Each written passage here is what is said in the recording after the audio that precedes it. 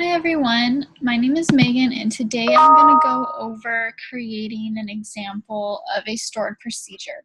So we're going to use the Colonial database and we're going to create a procedure that will find the customer first and last name for a given reservation ID.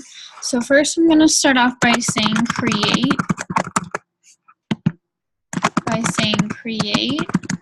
procedure.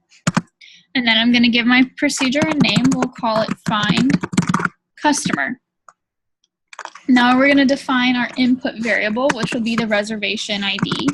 I'll call it res ID. So when you use the stored procedure, it'll first ask you to identify what your reservation ID is. So now we have to tell it what kind of variable this is. So we'll do car7. And if you don't know which variable to use there, you can always say exec sp columns, and this will tell you all of the data types of a particular table, and then you can say reservation, because that is the table that holds the reservation information. So here it shows us that on the reservation table, the reservation ID column is of data type car7. So that's why I have defined that here. So back to our stored procedure. Now we need to say as, and then we will next define our select statement. So we want to know the customer, or excuse me, we want to know the first name and the last name of our customer for the given reservation ID. So from customer C, and then we need to join that with the reservation table because the reservation table is what is going to connect our customer number with our reservation ID. So we're going to interjoin it on the reservation table R, and the two columns that are equivalent on both tables is going to be our customer number column. So C dot customer number is going to be equal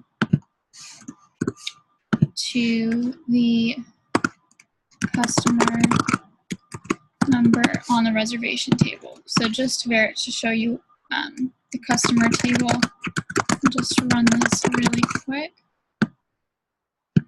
So here you can see that that same column is here on the customer table. So we've interjoined the customer table on the reservation table. So now we just need to add our where clause. So looking back at our reservation table, we're going to have the user put in the reservation ID, and that's the query that the stored procedure will run for. So where the reservation ID is equal to the value entered by the user when the procedure is run, so that'll be the reservation ID variable that we declared above. So that is how we can create our stored procedure.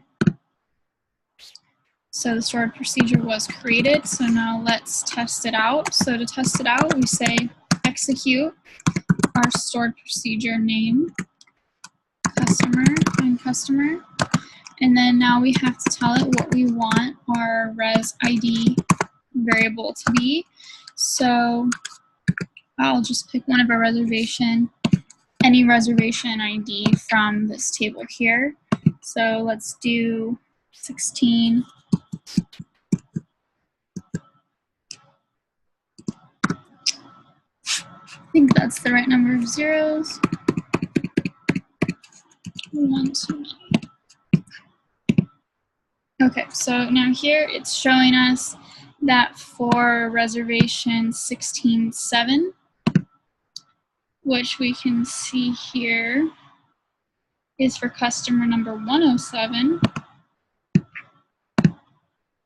should be this name right here, which is exactly what we saw when we executed our stored procedure. Thank you all for watching, and